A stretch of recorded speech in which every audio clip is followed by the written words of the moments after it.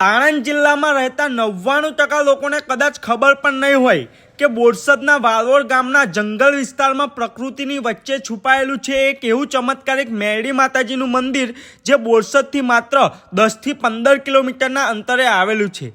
આ જગ્યા પર તમે એકવાર જશો તો તમને ઠંડો પવન, પંખીઓનો અવાજ અને શહેરથી દૂર શાંતિમય વાતાવરણનો અનુભવ થશે।